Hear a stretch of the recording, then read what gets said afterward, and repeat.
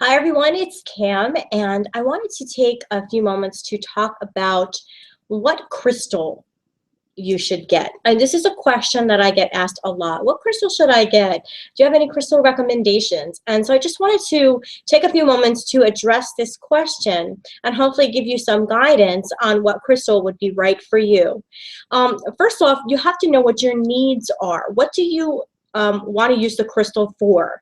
Is it something related to maybe relaxation or stress management, or is it something related to wanting to be able to increase your psychic abilities or have a good night's sleep or remember your dreams or to be more creative, or what is the reason why you want to use the crystal? And I think that's really important. What are your needs? And you may not necessarily know exactly what your needs are or why you want the crystal, but if you do know, this is the place to start. Why do you want a crystal? What are your needs? So think about that very, very seriously as to what your needs are. You can also use an energy test. So for example, you can use a pendulum, and I have a video about how to use a pendulum, and that link is below, so check that out.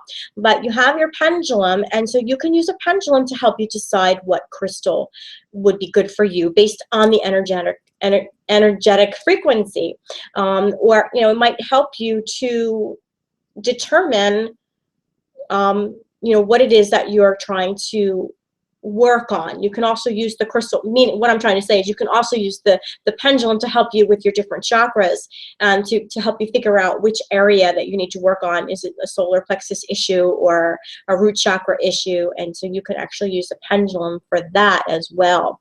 But in terms of using the pendulum to help you select crystals, I can't show you right now, but you can lay out all your crystals, or you can lay out pictures of crystals. Let's say you're buying online, for example.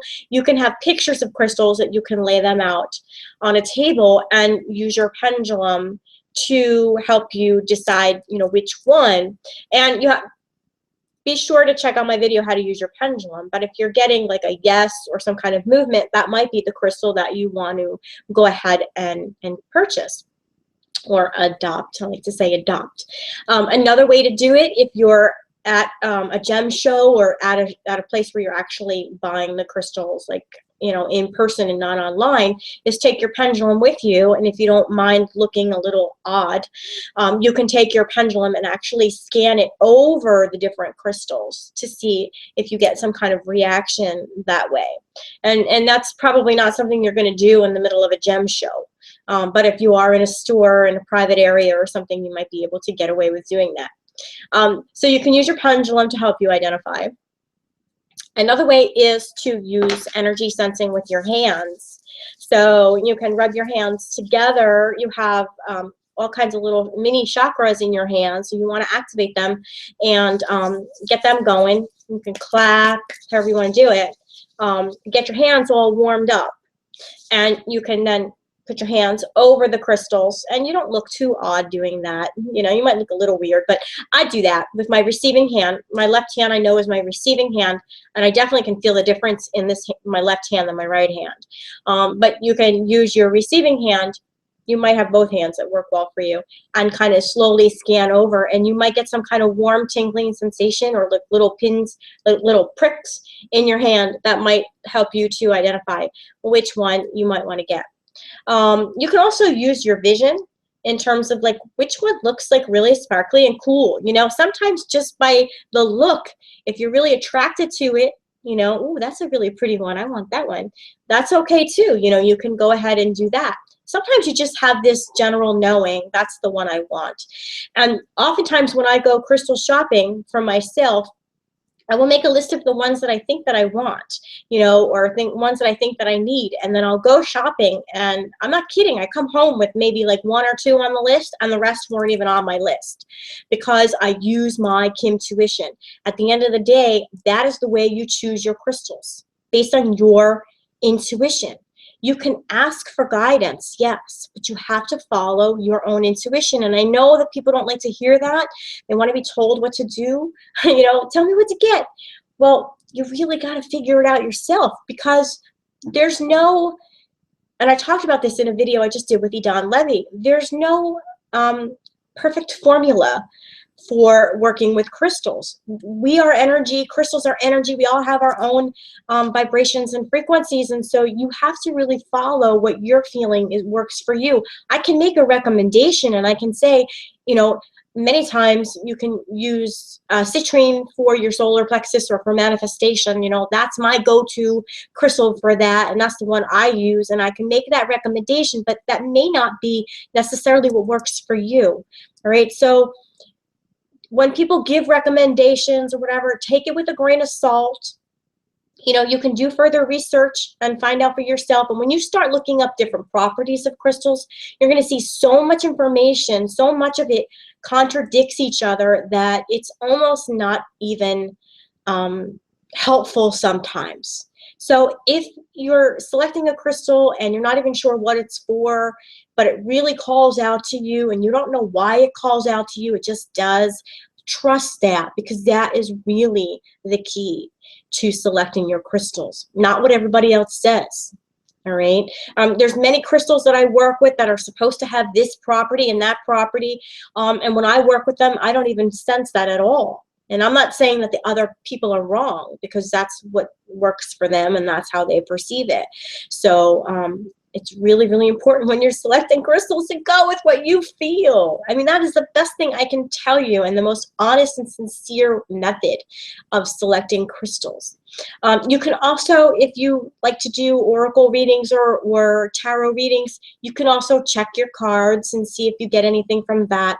You can also meditate and ask, you know, during meditation, what crystals should I get? Or when you go to sleep at night, put that question in your mind, into your subconscious mind, you know, so that when you're sleeping, you might have a sudden sudden image of like an amethyst or something that might come to you. That might be your subconscious telling you that that would be a good crystal to get for you. So set that intention that I'm looking for the right crystal. These are just very practical methods, I think. You know, what are your needs? You can do research, but I do think that you should follow your intuition. You can use tools like a pendulum or oracle readings. You can do the meditations. You can ask for guidance, but you really have to look for that little inner knowing.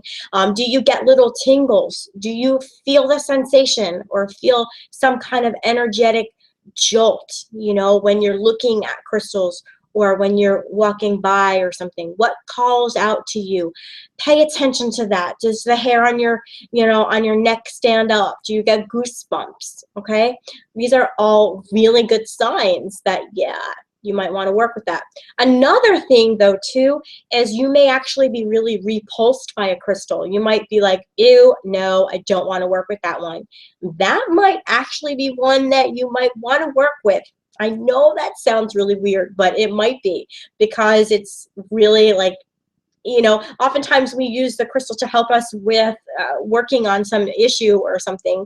And so we might not like it, like moldavite. I can't stand moldavite, yet I know I have to work with it. But when I do, I'm like, ew, that's because it's a stone of transformation, you know, and I'm probably wanting to hold back and not transform yet, you know. So keep that in mind too when you're really like, ew, disgusted by a crystal. I don't want to work with that one. It might be one that you might really want to work with. So those are just some tips. I hope that you find that helpful. Buying crystals in person is most definitely a more effective way, because you can actually feel the energy, see the energy, and really see the colors and the styles, and you can touch them. And I always recommend that over anything else. But you guys know that I do have crystals for adoption on my website. I do the crystal showcases. And the reason I do the showcases is so that you can actually really see them and hopefully experience them a little bit more than just looking at pictures. And I try to do that more so for you guys, not for me, because it's a lot of work, but I do it so that you can actually see the ones that you might be interested in adopting, to give you more chance to sense those energies and really see what you're getting.